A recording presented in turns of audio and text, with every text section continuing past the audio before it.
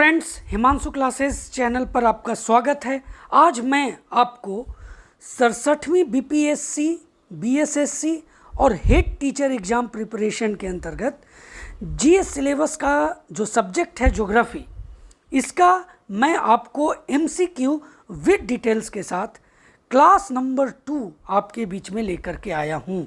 Class 1 का link description box में दिया हुआ है, जहाँ से आप ज्योग्राफी क्लास 1 का जो वीडियो है उसे आसानी से देख सकते हैं। तो चलिए इसके एक एक क्वेश्चन को ध्यान से देखते हैं।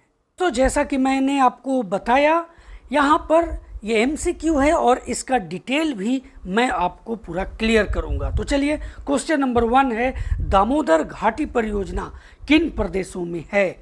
ऑप्शन ए केवल झारखंड, बी झारखंड और पश्चिम बंगाल, सी झारखंड और उड़ीसा, डी है झारखंड और Uttar Pradesh, E option E जो है जो बीपीएससी में दिया हुआ रहता है उपयुक्त में से कोई नहीं, एक से अधिक। तो इसका जो सही जवाब है ऑप्शन नंबर बी होगा, झारखंड और पश्चिम बंगाल। यानी दामोदर घाटी परियोजना किन प्रदेशों में है? तो झारखंड और पश्चिम बंगाल। अब इसके डिटेल के बारे में जानते हैं। देखिए, दामोदर घाटी परियोजना भारत की पहली बहुउद्देशीय परियोजना है। तो ये यहाँ पर भी एक क्वेश्चन बहुत इंपॉर्टेंट हो जाता है। ये भी क्वेश्चन आपसे पूछा जा सकता है कि भारत की पहली बहुउद्देशीय परियोजना कौन है? तो वो है दामोदर घाटी परियोजना। ये झारखंड और पश्चिम बंगाल में है, जैसा कि मैंने अभी आपको इसका आंसर बताया।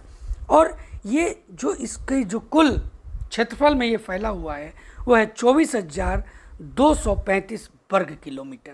दोस्तों, क्वेश्चन नंबर 2 है, शरावती जल विद्युत परियोजना कहाँ है? बहुत बार यह क्वेश्चन पूछा गया है एग्जामिनेशन में। ऑप्शन देखिए, आंध्र प्रदेश, कर्नाटक, तमिलनाडु, मध्य प्रदेश, इनमें से उपयुक्त में से कोई नहीं, उपयुक्त में से एक से अधिक। तो इसका सही जवाब होगा ऑप्शन नंबर बी, कर्नाटक। यानी शरावती जल विद्युत परियोजना कर्नाटक में अवस्थित है। देखिए, डिटेल जानते हैं। शरावती जल विद्युत परियोजना कर्नाटक में है, जो मैंने अभी आपको बताया। और भारत का जो प्रसिद्ध जोग या गरसोप्पा जलप्रपात है वो भी यहीं है।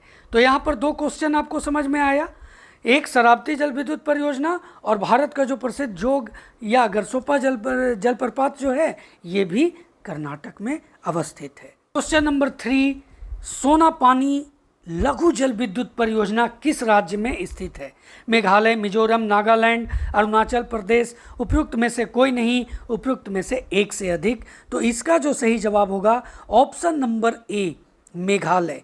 यानी सोनापानी लघु जल विद्युत परियोजना मेघालय में स्थित है। चलिए इसके बारे में थोड़ी और जानकारी हासिल करते हैं। देखिए, सोनापानी ऐतिहासिक जल विद्युत परियोजना है। इसे 1922 में अंग्रेजों ने पहली बार कमीशन किया था।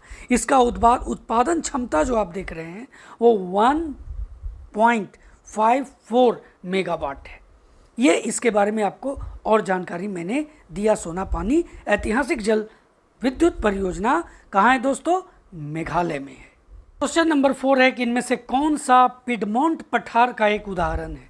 तिब्बत पठार, बोल्बिया पठार, मालवा पठार या छोटा नागपुर का पठार। तो कौन सा पिडमोंट पठार का एक उदाहरण? तो इसका सही जवाब होगा ऑप्शन नंबर सी, मालवा पठार जो है वो पिडमोंट पठार का एक उदाहरण है। आइए इसके बारे में जानकारी हासिल करते हैं। देखिए, पिडमोंट पठार वह पठार होता है जिसके एक तरफ पहाड़ होता है। मालवा का पठार ऐसा ही पठार है।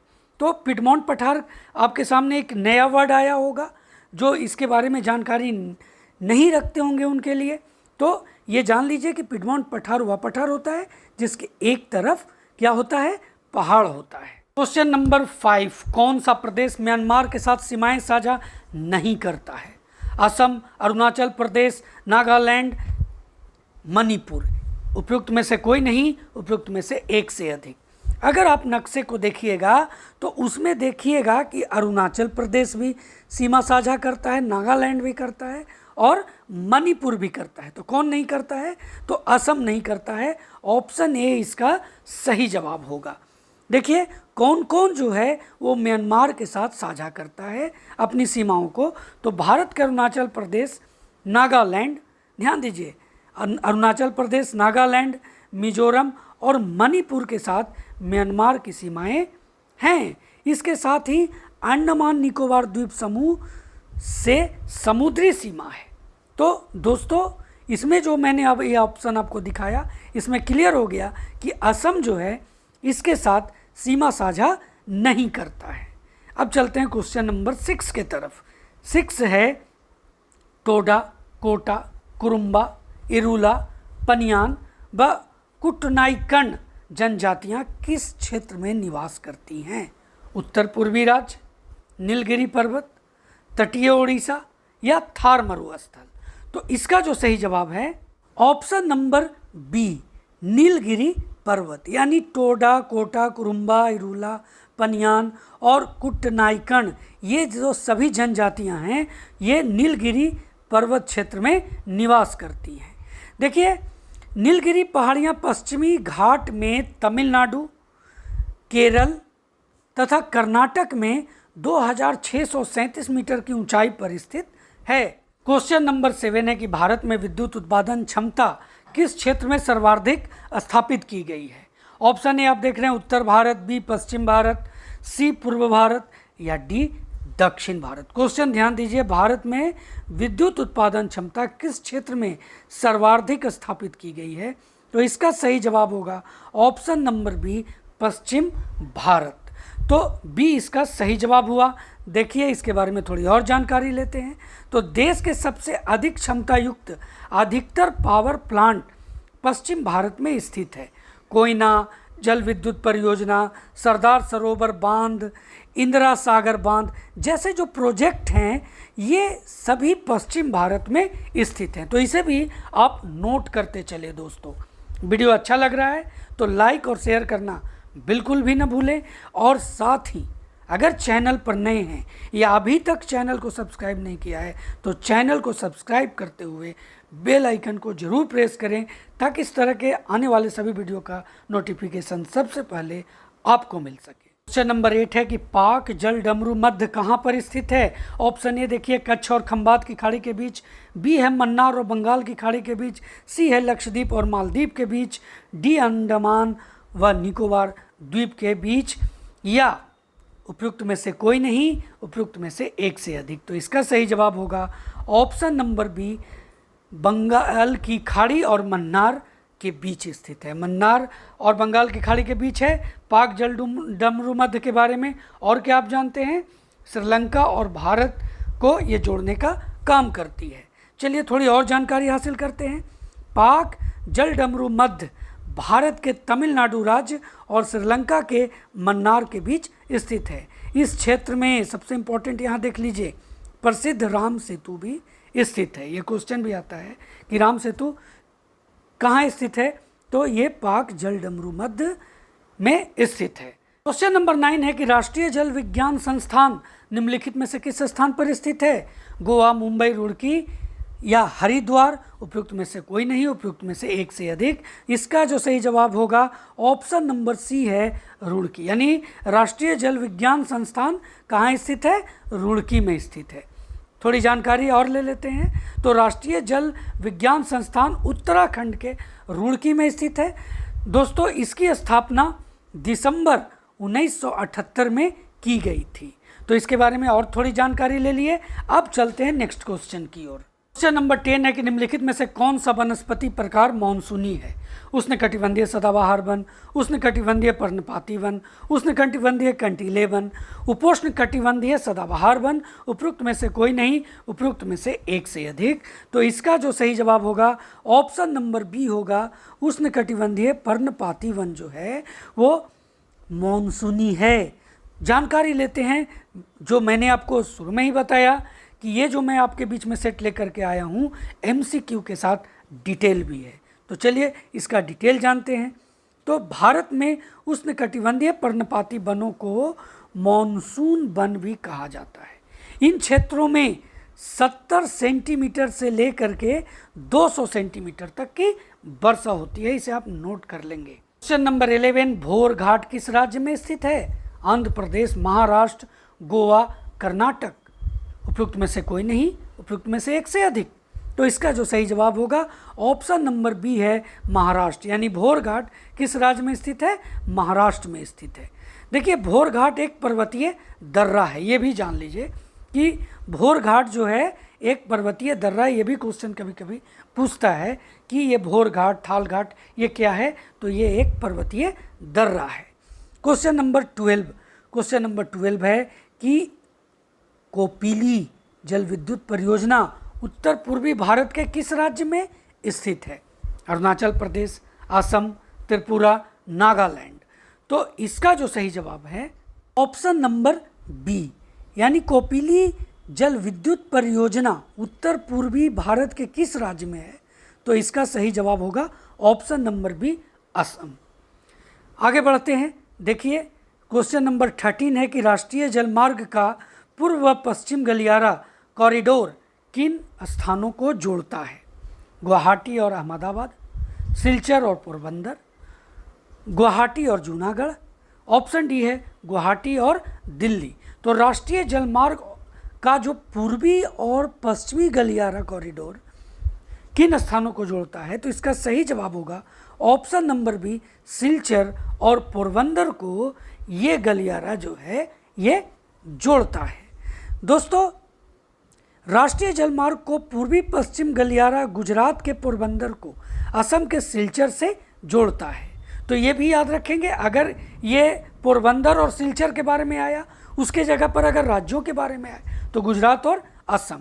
तो पूर्व पश्चिम कॉरिडोर की जो कुल लंबाई है वो 3300 किलोमीटर है।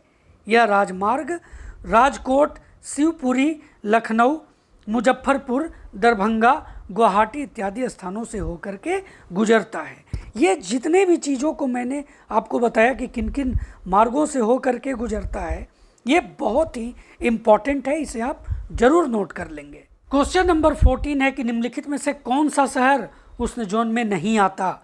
चेन्नई, मुंबई, जोधपुर या जयपुर। तो देखिए ध्यान दीजिए, क्या है उष्ण जोन में नहीं आता? तो चेन्नई आता है, मुंबई आता है, जोधपुर भी आता है। कौन नहीं आता है? तो जयपुर नहीं आता है। सही जवाब ऑप्शन नंबर डी होगा। देखिए कर्क रेखा और मकर रेखा के बीच का जो क्षेत्र होता है उसको ही उष्ण जोन के नाम से जाना जाता है। तो ये बहुत इंपॉर्टेंट है। ये भी क्वेश्चन कभी कभी पूछता है कि उष्ण जोन किसे कहा जाता है? आपको याद रखना है कर्क रेखा और मकर रेखा के जो बीच का क्षेत्र है उसे ही उष्ण जोन कहा जाता है। नेक्स्ट क्वेश्चन है कि निम्नलिखित में से किस नदी को छत्तीसगढ़ की जीवन रेखा कहा जाता है? ऑप्शन देख लीजिए, शिवनाथ, महानदी, रिहंद या सोन। तो इसका सही जवाब होगा ऑप्शन नंबर बी, यानी कि छत्तीसगढ़ की जीवन रेखा महानदी को कहा जाता है। देखिए महानदी का उद्गम स्थान जो है वो छत्तीसगढ़ के सिहावा में स्थित है। ये बहुत इंपॉर्टेंट है, आपको नोट करना चाहिए कि महानदी का उद्गम स्थान छत्तीसगढ़ के सिहावा में स्थित है। इस नदी की कुल लंबाई 858 किलोमीटर है। क्वेश्चन नंबर 16, जोजिला दर्रा देश के किस राज्य में स्थित है? ऑप्शन ए देखिए, जम्मू कश्मीर, बी सिक्किम, सी उत्तराखंड, डी अरुणाचल प्रदेश। उपयुक्त में से कोई नहीं, उपयुक्त में से एक से अधिक। तो इसका सही जवाब होगा option number A, Jammu Kashmir, यानी जोजिला दर्रा जम्मू कश्मीर में स्थित है। अभी राज्य की बात आ रही है, राज्य नहीं है दोस्तों, अभी फिलहाल ये केंद्र शासित प्रदेश है। तो जोजिला दर्रा जम्मू कश्मीर में स्थित है। अब देखिए जोजिला दर्रा जो है वो जम्मू कश्मीर में सोनमर्ग के समीप स्थित है। यह 3528 मीटर की ऊंचाई पर स्थित है। तो ये इसके बारे में आप नोट कर सकते हैं। और ये दर्रा, ये जो क्वेश्चन बहुत ही महत्वपूर्ण आता है कि यह दर्रा लद्दाख और कश्मीर को जोड़ता है। ये बहुत इंपॉर्टेंट है। ये भी एक क्वेश्चन आता है, जोजिला दर्रा किसे जोड़ता है? तो लद्दाख और कश्मीर को जोड़ता है। क्वेश्चन नंबर 17 है कि बिहार, उत्तर प्रदेश और पश्चिम बंगाल में निम्नलिखित में से किस कारण से वर्षा होती है? ऑप्शन देख लीजिए, ए पश्चिमी विक्षोभ, बी पूर्वी विक्षोभ, सी पश्चिमी पवने या डी पूर्वी पवने। उपयुक्त में से कोई नहीं, उपयुक्त में से एक से अधिक। तो इसका जो सही जवाब होगा ऑप्शन नंबर ए, पश्चिमी विक्षोभ। देखिए पूरी जानकारी लेते हैं। तो पश्चिमी विक्षोभ जो है वो भूमध्य सागर और अटलांटिक महासागर से उत्पन्न होता है। ये क्वेश्चन भी आता है कभी कभी कि पश्चिमी विक्षोभ कहाँ से उत्पन्न होता है, तो ये भूमध्य सागर और अटलांटिक महासागर से उत्पन्न होता है। हिमालय पर्वत श्रृंखला के अवरोध के कारण यह विक्षोभ उत्तर भारत के कुछ क्षेत्रों में वर्षा करते हैं, तो ये बहुत ही महत्वपूर्ण है। अब देखिए आगे बढ़ते हैं क्वेश्चन नंबर 18 की तरफ। तो 18 है कि निम्नलिखित में से कौन सा कथन गलत है। सुंदरबन डेल्टा में विश्व का सबसे बड़ा मैंग्रोव वन है। ऑप्शन बी है भारत विश्व का सबसे बड़ा माइका उत्पादन है। ऑप्शन सी है ईस्टर आइलैंड एकमात्र ऐसा क्षेत्र है जो पृथ्वी पर भारत की ठीक विपरीत दिशा में स्थित है। और ऑप्शन डी जो आप देख रहे हैं कि भारत के सबसे बड़े खारे पानी की झील गुजरात में स्थित है। तो दोस्तों इसका जो क्वेश्चन जो आप देख रहे हैं कि निम्नलिखित में से कौन सा कथन गलत है, तो इसका सही जो जवाब है, देखिए ये भी सही है, ये भी सही है, ये भी सही है। ऑप्शन डी जो है कि भारत की सबसे बड़े खारे पानी की झील गुजरात में स्थित है, ये जो ऑप्शन डी आप देख रहे हैं ना, ये गलत है। इसका सही जवाब होगा ऑप्शन नंबर डी। कौन गलत है, तो डी गलत है। अब देखिए यहाँ पर इसके बारे में और जानकारी लेते हैं। देखिए जो खारे पानी की झील के बारे में अभी हम लोग बात किए, तो चिल्का झील भारत की सबसे बड़ी खारे पानी की झील है और यह झील लगभग 1100 वर्ग किलोमीटर के क्षेत्र में फैली हुई है, चिल्का झील। और यह झील कहाँ है, उड़ीसा में है, न कि गुजरात में स्थित है। ये क्वेश्चन नंबर 19 है कि अलमाटी बांध किस नदी पर स्थित है। ऑप्शन ए कृष्णा, कावेरी, तुंगभद्रा या मलप्रभा। उपयुक्त में से कोई नहीं, उपयुक्त में से एक से अधिक। तो इसका जो सही जवाब होगा ऑप्शन ए होगा, कृष्णा नदी। यानी अलमाटी बांध किस नदी पर स्थित है, कृष्णा नदी पर। देखिए अलमाटी बांध परियोजना उत्तरी कर्नाटक में कृष्णा नदी पर स्थित है। यह परियोजना 2005 में बन करके तैयार हुई थी। तो यह भी कभी कभी क्वेश्चन आता है कि अलमाटी बांध परियोजना कब बन करके तैयार हुई थी, तो ये 2005 में बन करके तैयार हुई थी। कृष्णा नदी पर स्थित है, यानी उत्तरी कर्नाटक की एक परियोजना है। क्वेश्चन नंबर 20 है कि कौन सा राज्य उत्तर पूर्व की 7 बांधों का हिस्सा नहीं है। मेघालय, सिक्किम, अरुणाचल प्रदेश, त्रिपुरा। देखिए जो 7 बहनें हैं और उसमें अगर बात करें तो उसमें मेघालय भी है, अरुणाचल भी है और त्रिपुरा भी है। कौन नहीं है, तो ऑप्शन नंबर बी, सिक्किम इन 7 बहनों की श्रेणी में सम्मिलित नहीं है। ऑप्शन बी इसका सही जवाब होगा। देखिए इसके बारे में पूरी जानकारी लेते हैं। तो उत्तर में, उत्तर से दक्षिण तक भारत की 7 बहनें हैं। इनमें कौन कौन है, अगर ये आपको नाम याद रहेगा तो आपको अगर इस तरह का कोई भी क्वेश्चन दे कि कौन कौन शामिल है, कौन नहीं है, तो आप उसका जवाब देंगे। अभी 7 बहनों में कौन है, अरुणाचल प्रदेश, असम, मेघालय, नागालैंड, मणिपुर, त्रिपुरा और मिजोरम। ये इसका सही जवाब है। और सिक्किम को 7 बहनों के राज्यों का एकमात्र भाई भी कहा जाता है। यानी सिक्किम बहन नहीं, क्या है, भाई है। तो ये आपको याद रखना है बिल्कुल। ये क्वेश्चन कई बार पूछा गया है, इसीलिए मैंने अपने इस सेट में जगह दिया है। दोस्तों चैनल को सब्सक्राइब करते आगे बढ़ें, बेल आइकन को ज़रूर प्रेस करें ताकि आने वाले वीडियो का नोटिफिकेशन सबसे पहले आपको मिल सके। क्वेश्चन नंबर 21 की तरफ पहुंचते हैं। देखिए पाक्योंग हवाई अड्डा कहाँ स्थित है। सिक्किम, असम, अरुणाचल प्रदेश या नागालैंड, इनमें से कोई नहीं या एक से अधिक। तो इसका जो सही जवाब होगा ऑप्शन नंबर ए होगा, सिक्किम। यानी पाक्योंग हवाई अड्डा जो है वो सिक्किम में स्थित है। देखिए यह सिक्किम राज्य का एकमात्र हवाई अड्डा है और पूर्वोत्तर भारत का पहला ग्रीनफील्ड हवाई अड्डा भी है। पहला ग्रीनफील्ड हवाई अड्डा है ये सिक्किम का जो एकमात्र हवाई अड्डा है। और उसका नाम क्या मैंने आपको बताया, पाक्योंग हवाई अड्डा। चलिए क्वेश्चन नंबर 22 देखते हैं। जोजिला दर्रा किस पर्वत श्रृंखला में स्थित है।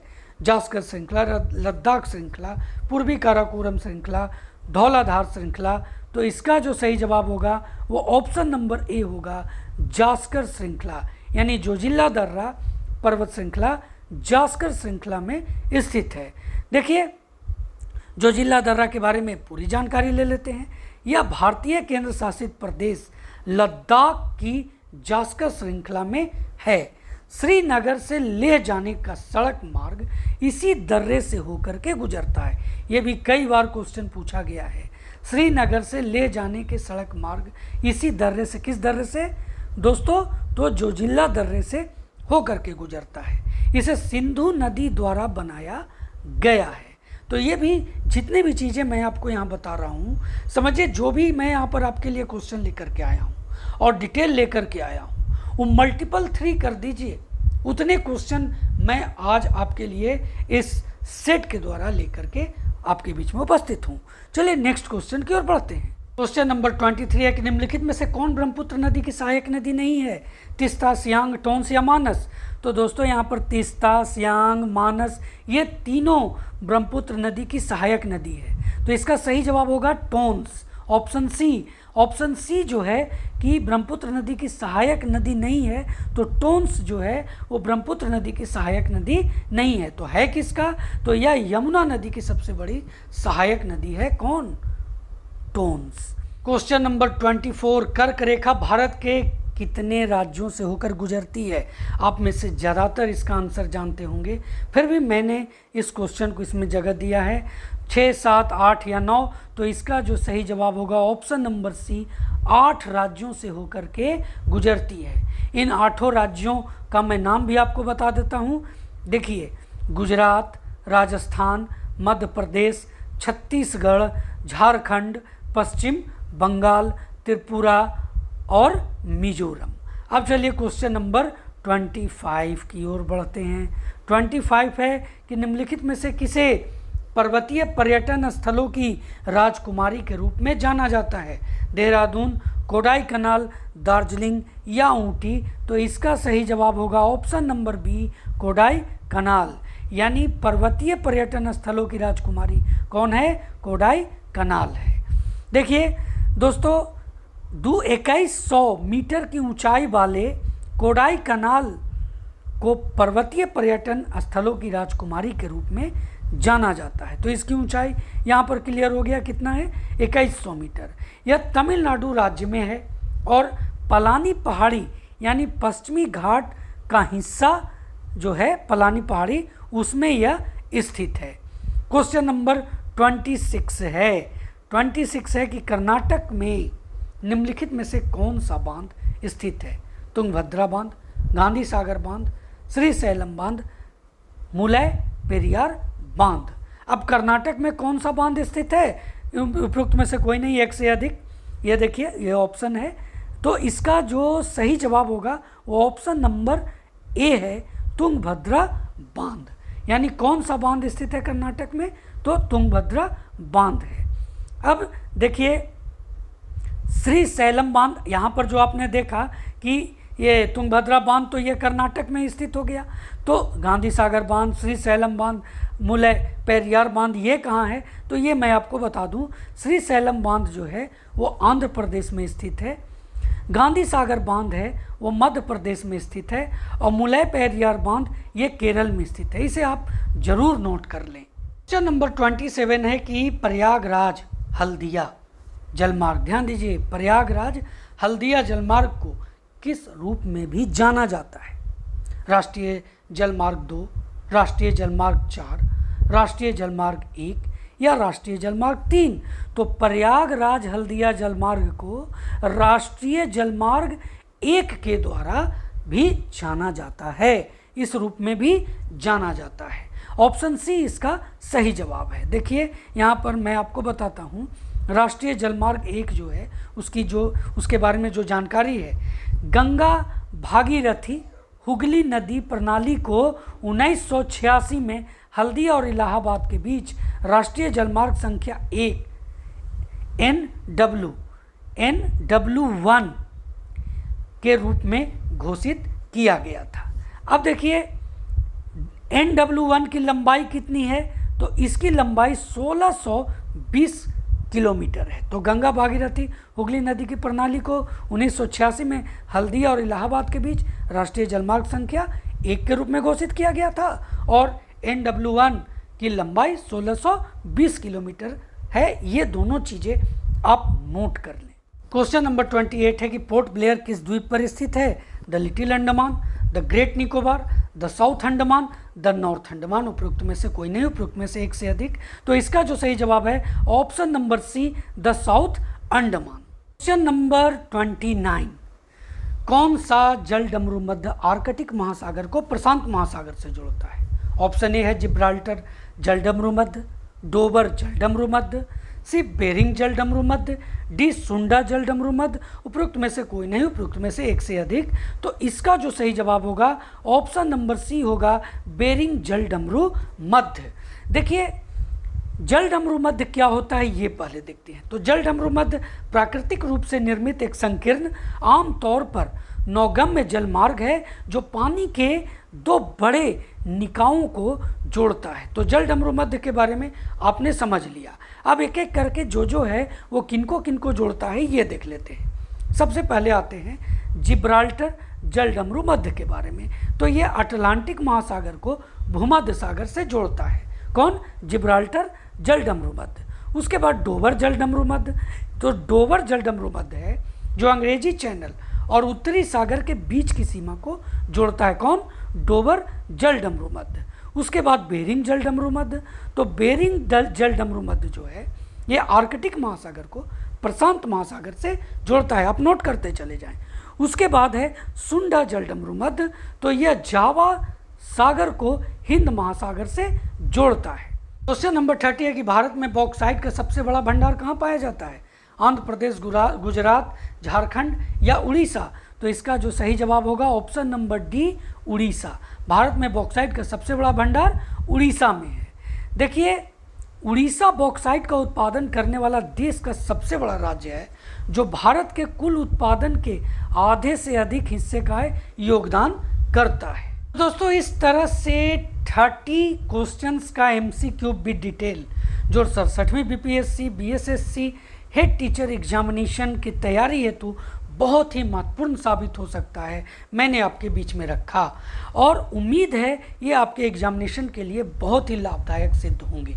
चैनल को सब्सक्राइब करते आगे बढ़िए। और ये क्लास 2 था, क्लास 1 का लिंक डिस्क्रिप्शन बॉक्स में दिया गया है जहाँ से जा कर के आप क्लास 1 को भी देख सकते हैं। दोस्तों अगले वीडियो तक जय हिंद।